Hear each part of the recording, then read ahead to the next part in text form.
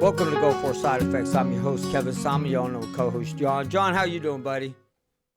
Doing good, brother. Doing good, thanks. Yeah, top of that head, looking good, man. Nice, slick. I like it, man. I like Yeah. the lighting. It makes you look good. And y'all know Hey, Wade. thanks. Wade, how are you doing? I'm doing absolutely fantastic, man. All right. So tonight, Wade, how you doing? one of the reasons that we're doing tonight is Khamisiyah of what happened there. Wade was there. Wade and the 82nd Airborne was there. So I'm going to let Wade talk a little bit about that. But before we do, y'all make sure that, y'all go follow our YouTube page, go to Patreon. Y'all go check that out. It's Go For Side Effects, same name as it is on Facebook. And Wade, go ahead and start us off a little bit and start telling everybody a little bit about the Khamisiyah.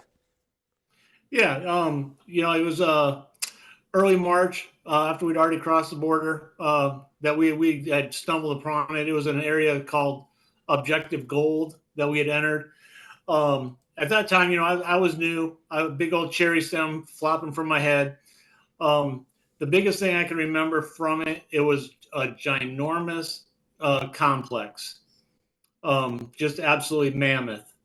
The other thing I can remember, once we were inside, our main mission when we got there was to clear it from all the Iraqis. Thank goodness that they, for our benefit, they actually left. It was a pretty hardened area. If they had stood and fought, being out in the open, we would have took a lot of casualties out there. But you could see them. Just out walking right on down the highway. They had dumped their uniforms, changed in the cities, and were on the way down, just walking away. So our main mission was to clear it of any other Iraqi soldiers, start rounding up weapons, and identifying, anything we could.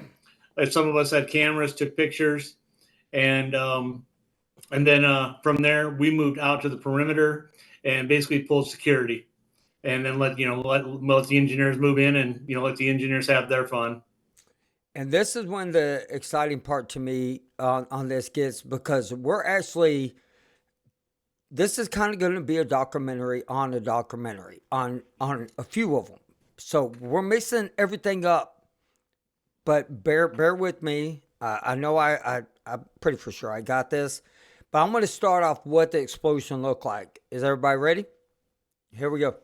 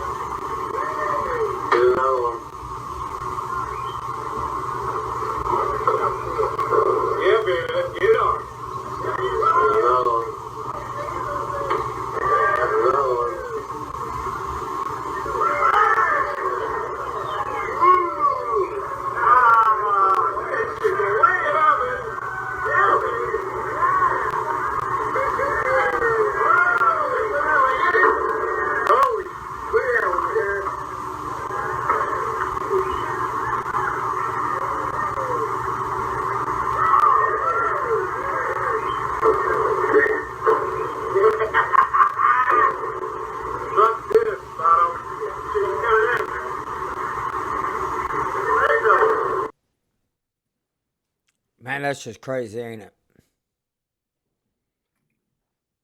Yeah, that is at least very plausibly one of the start to many of our issues. Wow. I mean, I know that that with this, Wade, you can hear him saying, woohoo, yay, all this stuff. But technically, what's going to come at the end of this program is not going to be so happiness. And everybody will see why as it goes. And I mean, I don't know how you guys did it. Well, as an engineer, you're sitting there, you're doing what you're trying to do, you're blowing up. Of course, you have no idea, zero idea what actually, I mean, you're happy that, when you detonated, it blew. And that's what you're trying to do. That's part of what you're trying to do. But obviously, at the time, having no idea what you just did. Right. And so, I mean, that's the one thing about it. And John, as an engineer, and they go and I don't know if you were a type of engineer that when you were out there, I don't know if you got to blow up stuff or seen stuff blow up, but how complex is that? That's what I want to know. Well, part, MOSs have changed. I fell under the umbrella of combat engineer. I was construction engineer, but that falls under you're trained. You know how to blow up stuff. It can be very intense because I mean, one miss up, one ring magnet screwed up.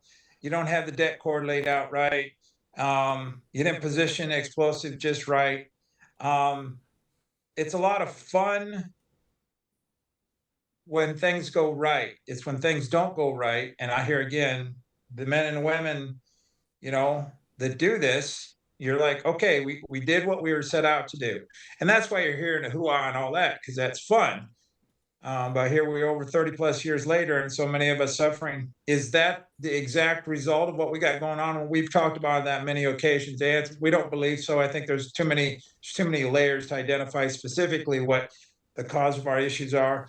But as a combat engineer, yeah, I mean, that's it can be very complex, but it's like anything. You do it enough, you don't think. Just like Wade being a medic. I mean, you put a needle into somebody's arm, and after a while, you don't even think about it. You just do it. I mean, as you as a sailor, you don't think about it. You just do whatever it is you're trained to do, and No, happy yeah. the shit goes right.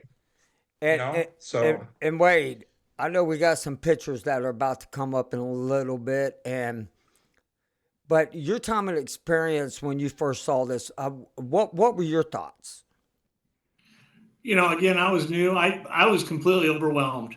Um, I was, basically trying to take it all in, um, mentally, and watching the videos. I mean, it comes back like just like it just happened. I mean, it's just so fresh in my mind. Just sitting there watching it.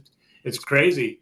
And I know you're going to get to the part in the video, but after the big explosions are happening, but then all the debris starts to come down and rain down on top of you, as far as the whatever the field, the field. What do you call that, John? Your debris field. field.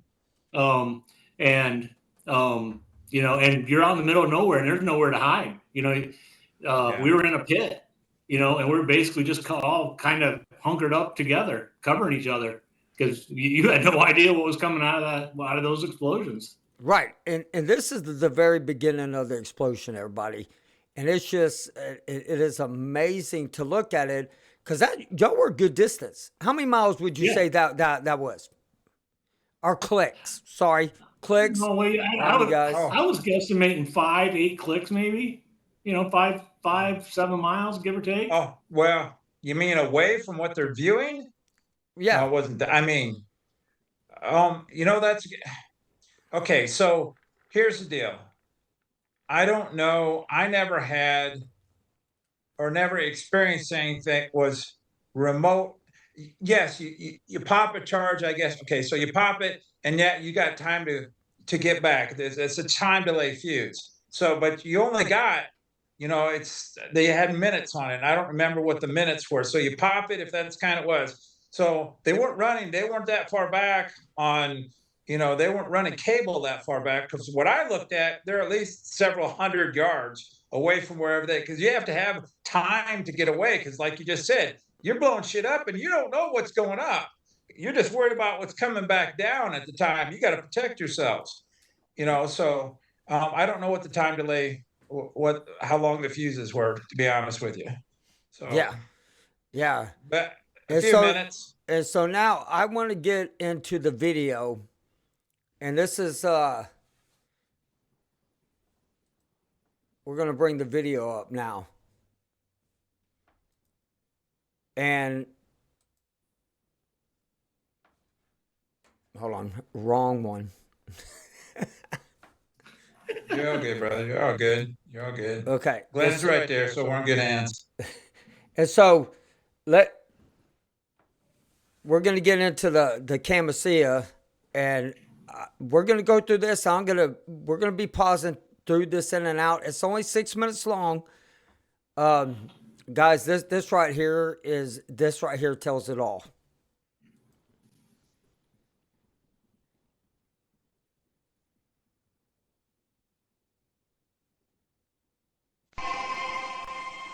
The Khamisiyah bunker complex is estimated to be 100 bunkers and 60 warehouses, each the size of a super Walmart.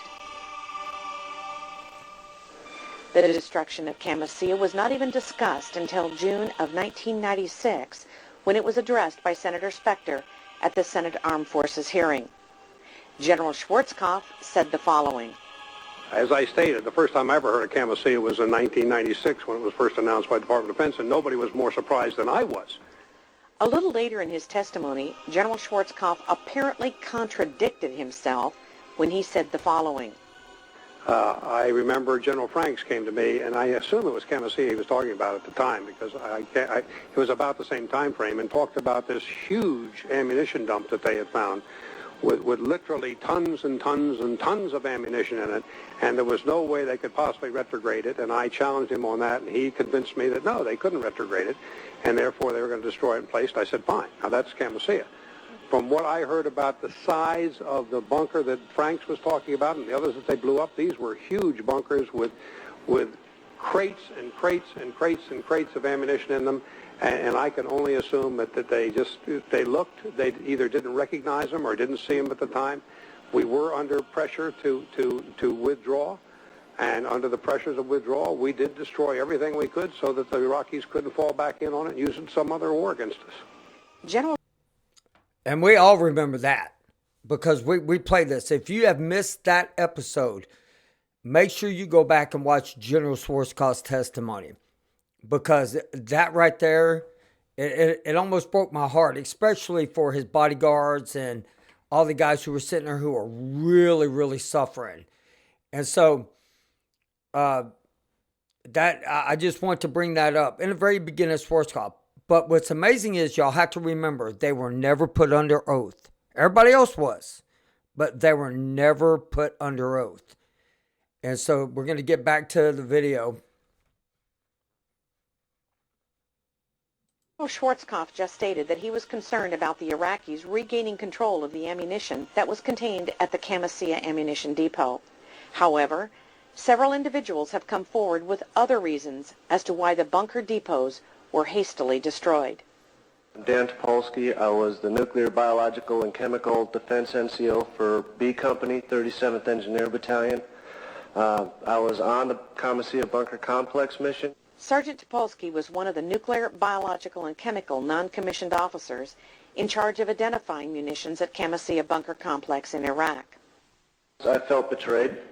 I felt like we had been sold out for dollars when I saw what I saw inside those bunkers. Even though I had 40-some years of military service, if you were to bring in a bunch of ammunition and pile it up in front of me, and one of them was a 122-millimeter rocket with chemicals in it, I would not be able to tell you that that had chemicals in it, particularly if it was an Iraqi rocket with Arabic writing on it or something of the sort. We identify ours when we had them in a very specific way by color coding. I don't have the slightest idea what the Arabs did. Now, Wade, Yep. would that be true? Right. Yeah, we identify ours with color coding, and we're all, and in the Army, you're trained to identify.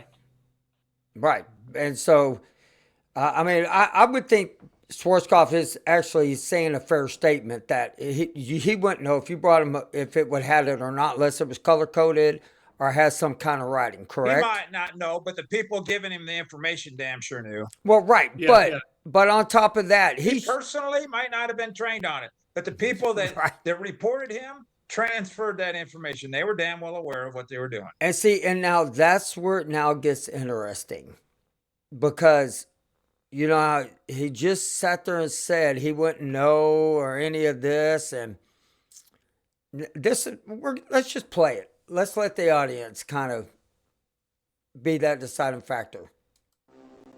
General Schwarzkopf stated that we identified our weapons by color coding. According to Sergeant Topolsky, the colored bands identified biological and chemical munitions inside the Khamisiyah bunker complex. According to Sergeant Topolsky, the yellow or purple bands indicate chemical munitions. The green bands represent biological munitions. General Schwarzkopf also said he could not identify munitions, especially if they had Iraqi markings on them. You will also note these munitions were plainly marked in English and indicated these munitions were supplied by countries like Jordan, England, Russia, as well as the United States of America. Okay, I got a question about this. And and Wade, were you able to go into the bunkers? Yeah, I was down in the bunkers. Okay. I want to know because as a sailor, we wouldn't know what a chemical one would look like. So color coded chemicals and all that stuff. What kind of talk a little bit about the colors on them? Well, the color on around the top band, for whoever's firing it, whatever's ordered. So I know like a yellow is going to be that's chemical, and a green band biological. There's a red band would be high explosive, and I know there's other ones like a white band. God, I know there's other bands, but that's the ones I remember. Okay. But the ones that I saw were, I know we'll see it, but like the yellow and the green band were the ones that I drew particular notice to. Right. And, and that's, did you say white band?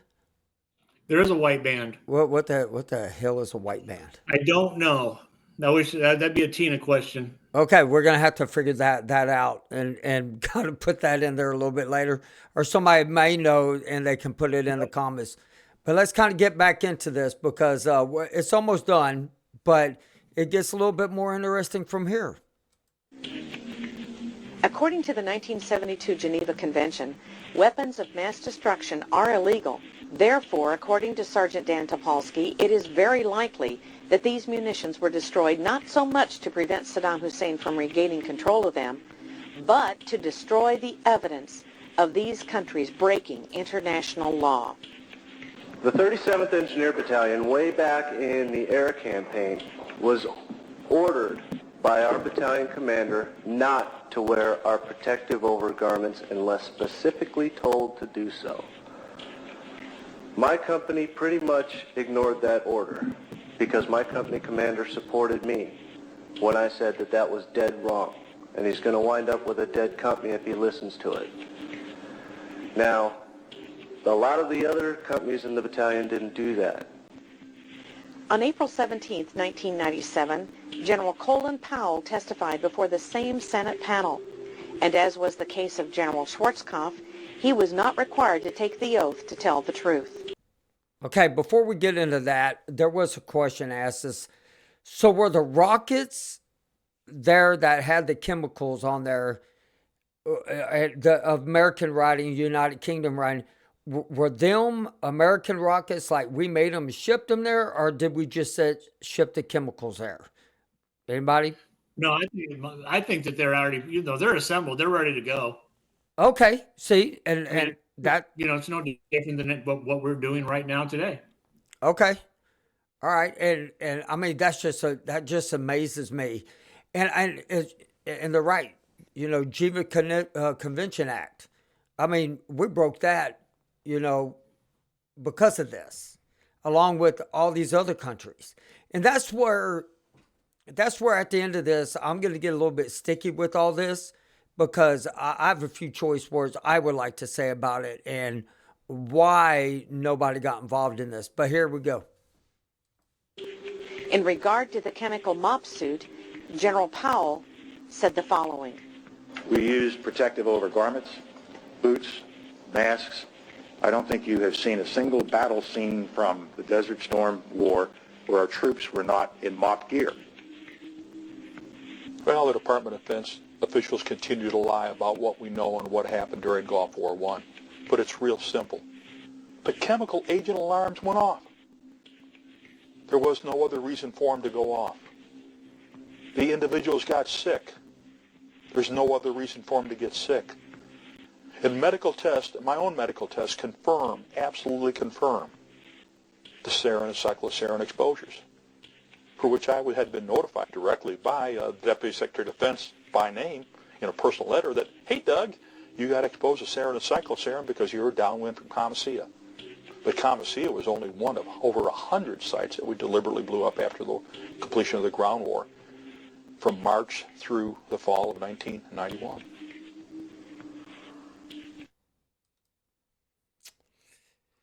Well, that's amazing.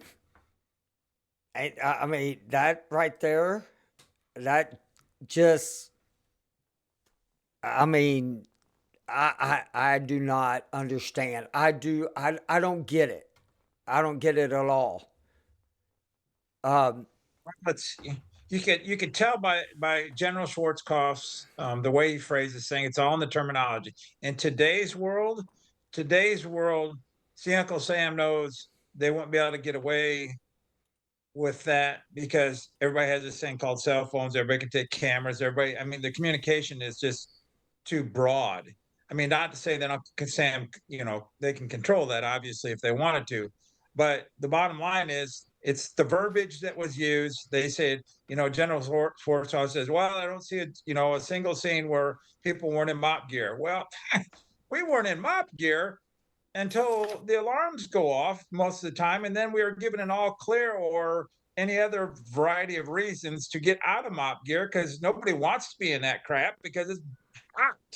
You're wearing a charcoal suit. Wade, when y'all blew that up, there you go.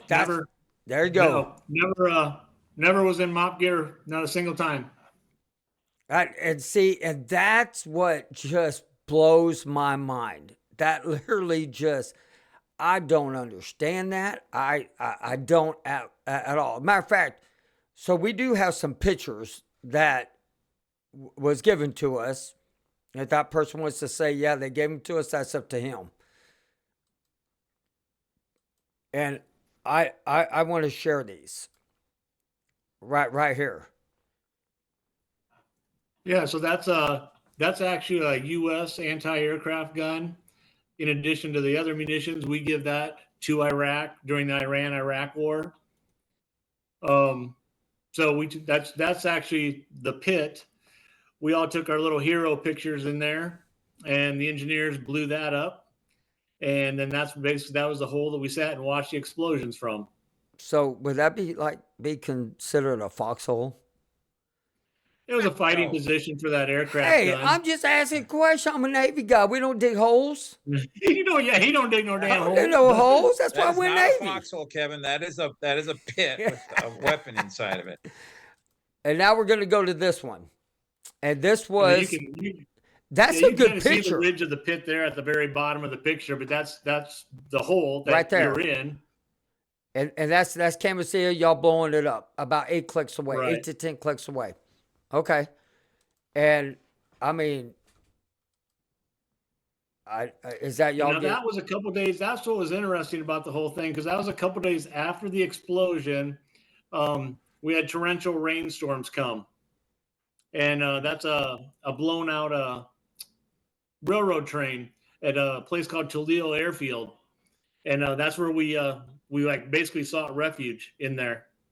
Okay. And I mean, you can look. I mean, it's we hadn't shaven, just battered, just beat to hell.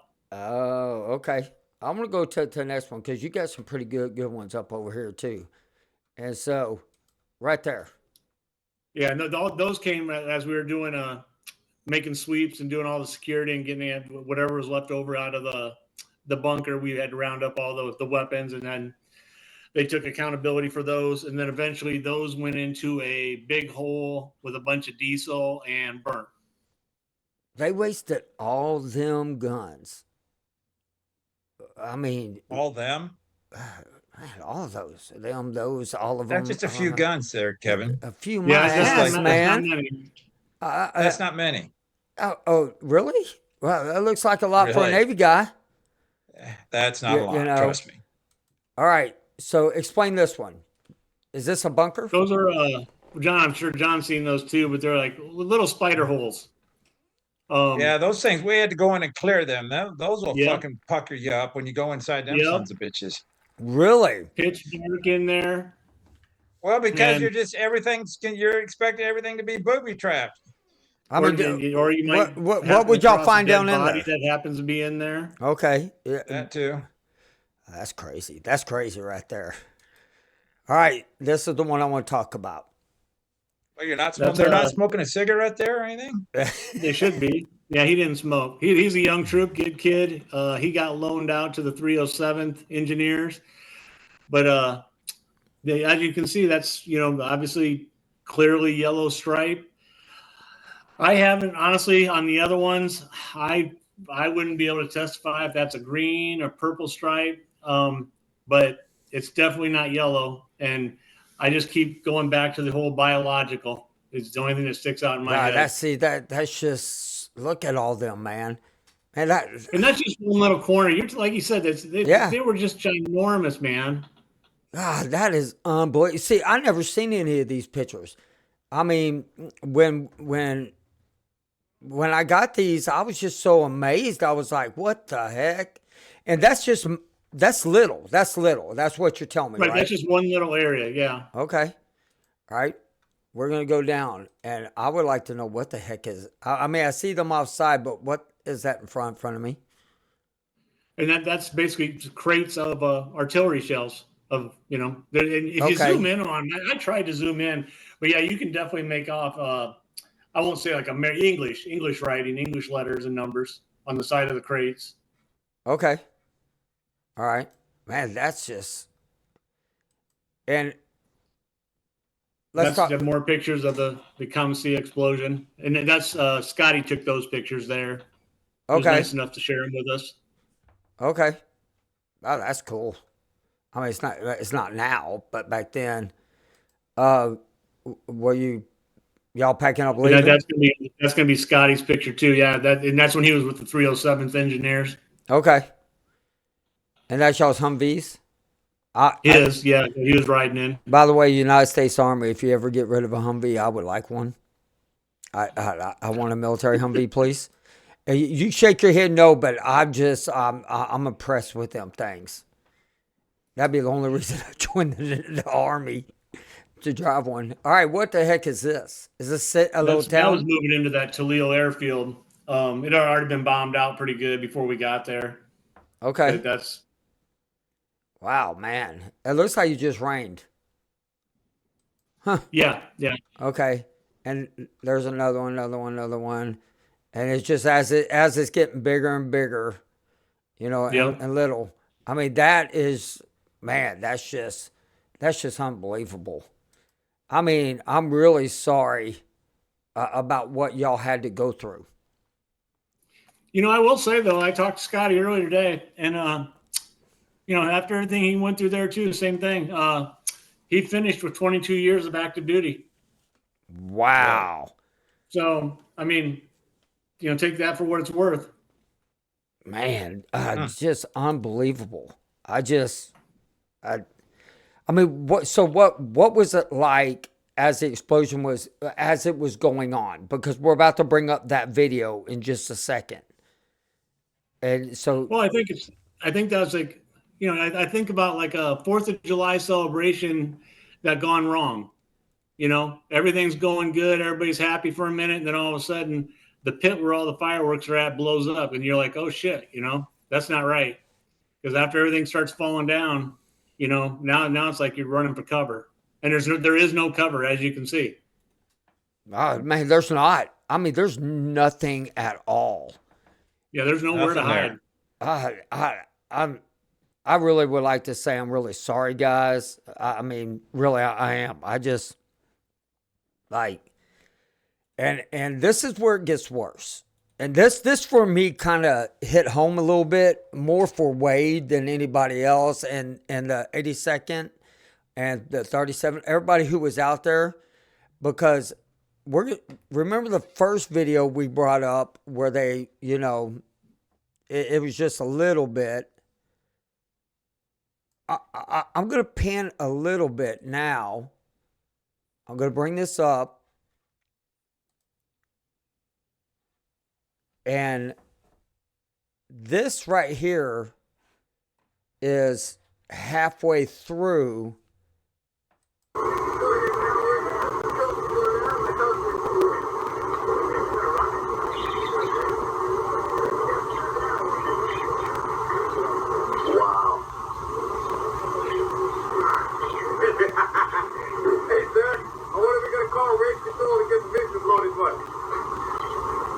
I think this is over the limit.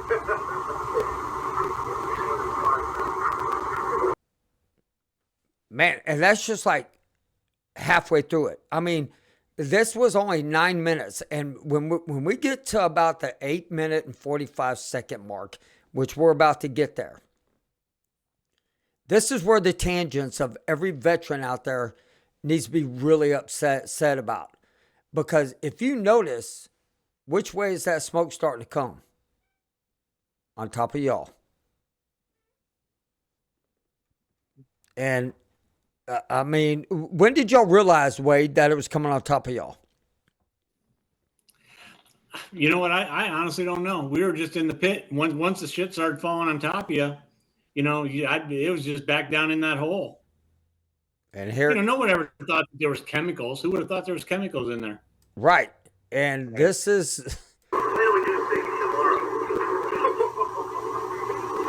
Look at the size of that cloud. And that's just one of them. Yeah. That's a shit ton of explosions.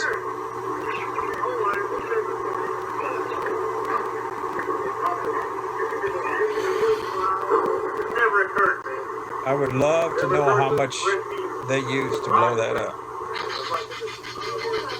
A bunch.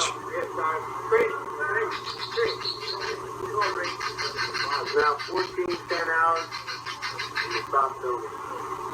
14, 20, 10 minutes after I stop videoing. You see the damage.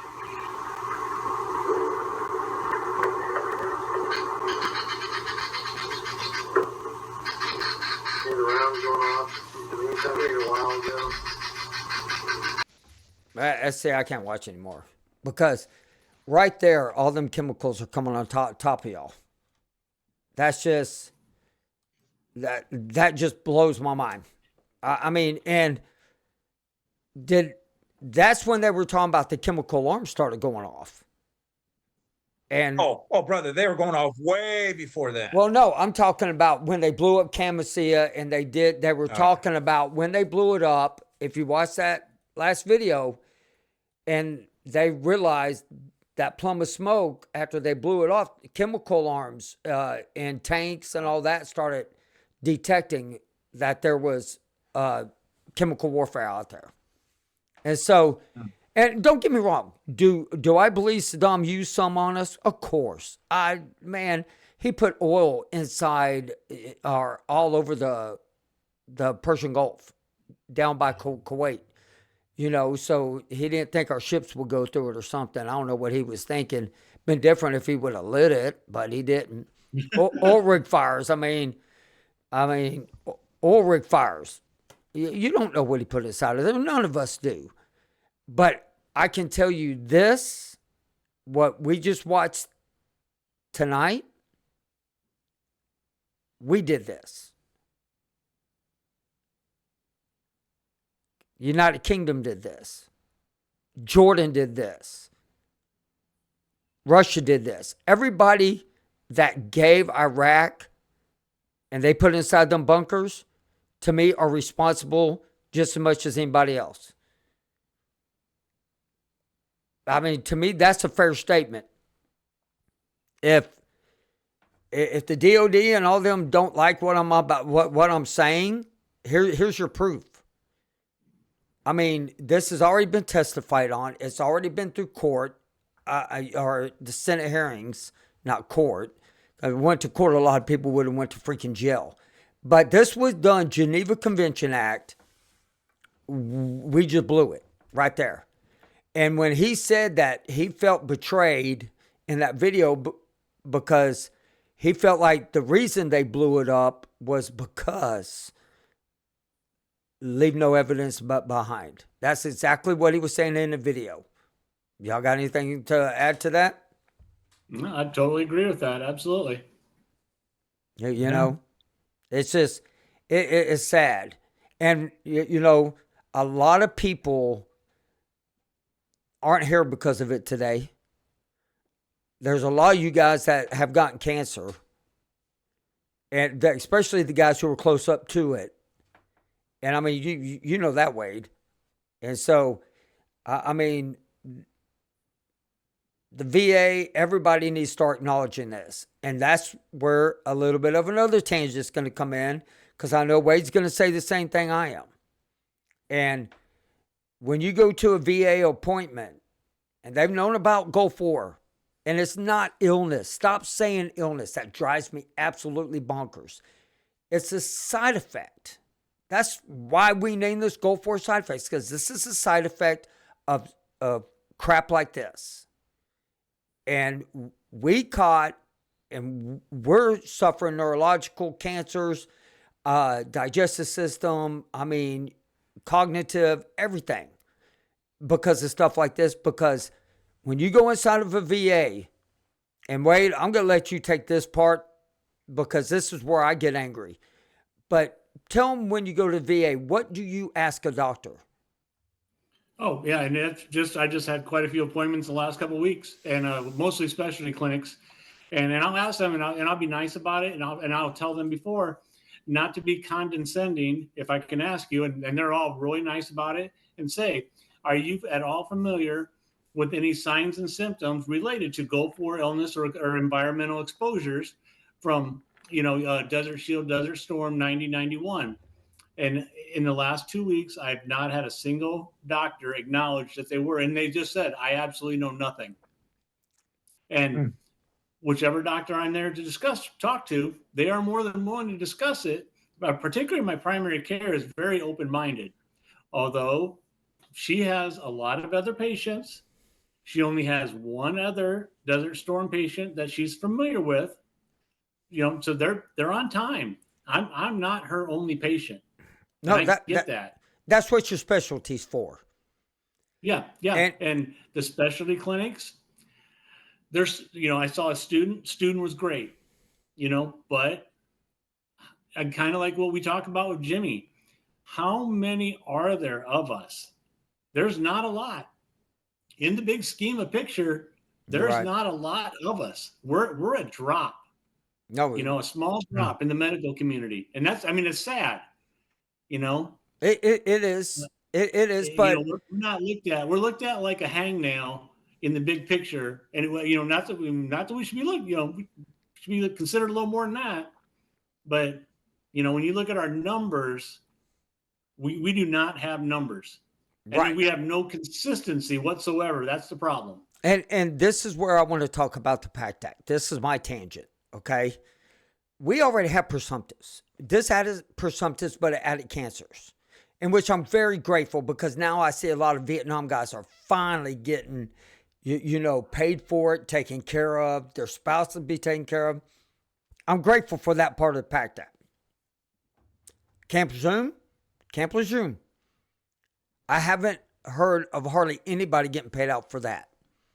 That part I don't understand. Really good friend of mine, her mom passed away 4 years after she was there at Camp Lejeune.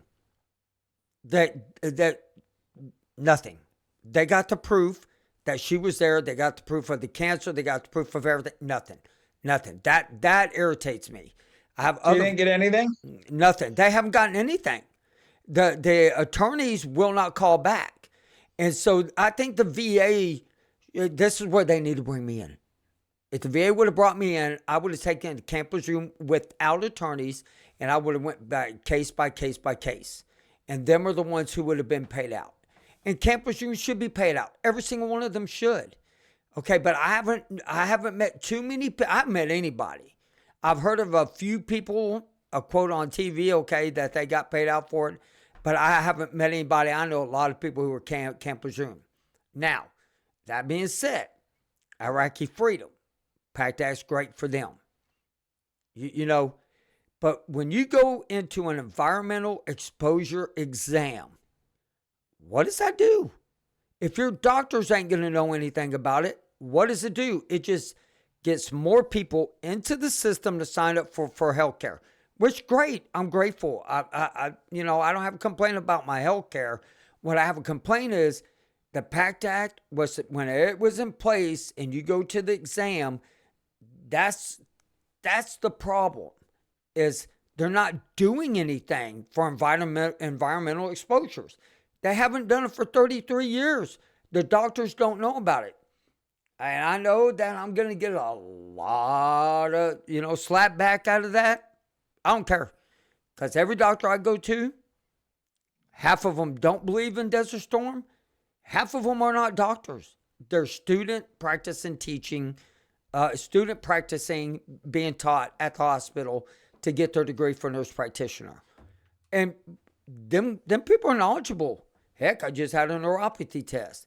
And let me tell you, I got shocked. I got needle, all that stuff.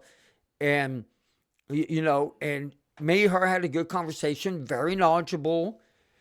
But you're not going to ask that person, hey, do you know anything about Gulf War illness? Because they do tests. Your specialty doctors are supposed to already know. That's why we have the, risk, rack, all of them. That's why we have them, is for these people to know what to do. But Wade, thank you for all this. I mean, when you sent me this and you want to really talk about this opened up my eyes for what you went through at 82nd Airborne. Everybody who was out there, Everybody on the ground, man. Right. Everybody on the ground, even John. And I'm sorry that y'all went through a lot more exposures than what we did. I felt like we went through a lot. A lot of us, ours was petroleum, and then our alarms went off. And as it went down, it got diluted more and more. But for the guys and the wives, the kids that have lost their parents, you have my deepest, sympathy on that, because your parents should be here today if they would have told us the truth in the very beginning. If Saddam would have never had the weapons of mass destruction during Desert Storm, we would not be sick like this. And so, for all y'all listening, take that into stride. People from United Kingdom, people from Jordan, Russia, United States. It goes on. The list goes on. There was quite a few there. But if we didn't have this there, Wade would have never had cancer. Kids would have their parents. Wives would have their husbands. Husbands would have their wives. Their daughters and sons would have their moms today. That's exactly how I feel about it. John, you have anything else you want to add? Well, I think you've covered it well. I mean, it's just the government, like Wade said, we're a very, very small group of men and women that are dealing with this. And if you have a fellow veteran, whether it's your family or otherwise, a lot of them still don't realize what they're dealing with is because of their time in the Gulf. So, and don't be modest. If you have issues, there's plenty of money out there to help. So. Right. Wade? I'm glad we talked about it tonight. I say it every show. If you're watching this show and you're Desert Shield, Desert Storm veteran, you're still here today. So that says a lot. Don't wake up in the morning and don't consume your day with this. Find a reason to get out of bed, find a reason to get up and get moving, get up and take a walk, whatever you do, just get this out of your head. That's the best healing that you can do. Do not consume yourself. And well said. And believe it or not, this doesn't consume me, guys. This right here, it teaches me. It's a good lesson, but it's a good lesson for our children. And that's why I say, show your families this. Like and share it. Let people know yes, it was a short war, but we're still fighting the battle. and we can all battle with each other. Now, with that being said, y'all go over. If anybody wants to come on the show, I welcome anybody. And get a hold of us at Kevin Simon at GoForSideEffects.com. Check us out on Patreon. Log on there. Start watching after the shows because that's when we get to the nitty gritty of what we really want to say and how we feel on stuff. And, you know, I thank both y'all for coming on tonight. I thank all the listeners out there. And I want everybody to have a great night. Thank you very much, guys.